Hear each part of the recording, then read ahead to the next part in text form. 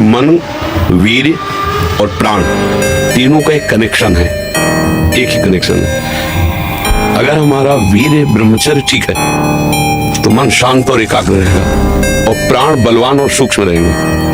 अगर वीर्य कमजोर हो गया तो मन चंचल अशांत और प्राण स्थूल और बलहीन हो जाएंगे, स्थूल सूक्ष्म नहीं होंगे। चाहे गृहस्थ हो चाहे विरक्त, गृहस्थ के लिए भी एक संयम से बर्ताव करने के लिए कहा गया है। और अगर जब तक ब्याह नहीं हुआ तब तक तो और संयम से रहना ही चाहिए।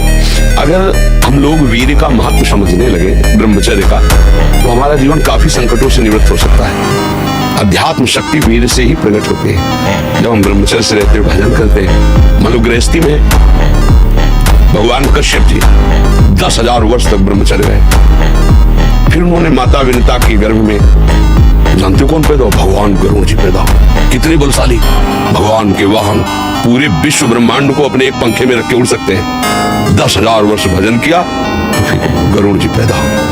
अगर गृहस्थी में भी है संयम से रहकर भजन करके फिर तो बुद्धिमान, ज्ञानवान, बलवान बालक पैदा होगा।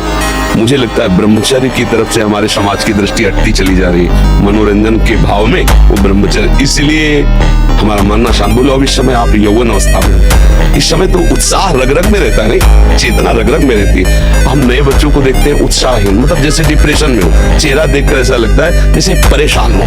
क्यों परेशान है? क्योंकि आंतरिक जो शक्ति सपोर्ट करने वाली है। अब मन जिस विचार में फंसा देता है, बिना मतलब फंसाए, कोई भय नहीं, वो भय दे रहा है। कोई शोक का कारण नहीं, वो शोक दे रहा है, चिंता दे रहा है। किसी भी कार्य को करो, इतना संशय पैदा कर रहा है, पता नहीं काम सफल होगा कि नहीं सफल होगा, कहीं ऐसा तो नहीं हो जाएगा, कहीं ऐसा तो, वो अशांत रखता है। और जब ब्रह्मचर्य, ऐसा कैसे हो सकता है? बल है ना, अध्यात्म बल, शारीरिक बल की बात नहीं कहते। ऐसा कैसे हो सकता है? यदि एक बार ऐसा हुआ तो 1000 बार मैं प्रयास करूंगा और इस पर विजय। वो मतलब जिद्दी स्वभाव, एक निष्ठा उसी से आती है, उसी से। ये जो संत महात्मा बड़े बड़े कष्टों को रौंद करके, वो मेन पावर है। और हम लोग उससे, प्राण हमारे स्थूल हो गए, वासनात्मक, मन हमारा चंचल अशांत हो गया। क्यों? क्योंकि हमारा ब्रह्मचर्य ठीक नहीं है। अब उस पर किसी की दृष्टि नहीं जाती।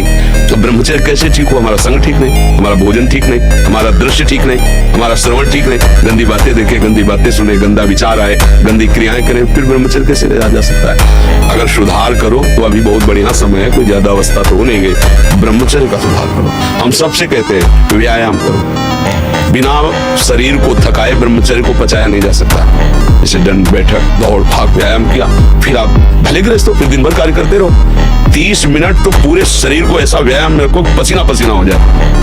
अब 8-10 बजे तक सो रहे तो व्यायाम कब करें? 4 बजे उठ के नहा धो करके घंटा आध घंटा दंड बैठक मारे तो आप देखो आपका जीवन प्रकाशित होने लगे। ब्रह्मचर्य ही परम तप है, ब्रह्मचर्य ही परम धन है, ब्रह्मचर्य परम एकाग्रता है। एकाग्रता ब्रह्मचर्य से आती है। आंख मूंदो या खुली रखो, अगर ब्रह्मचर्य ठीक, एक शीतलता, एक गंभीरता, और जिधर दृष्टि लगा उधर एकदम चिपक जाएगी जाके। जैसे भजन में, नाम में, या आप संसारिक कार्य में बहुत अच्छा कार्य करोगे। अगर आपका ब्रह्मचर्य ठीक ना, तो जिधर बहुत अच्छा कार्य करोगे।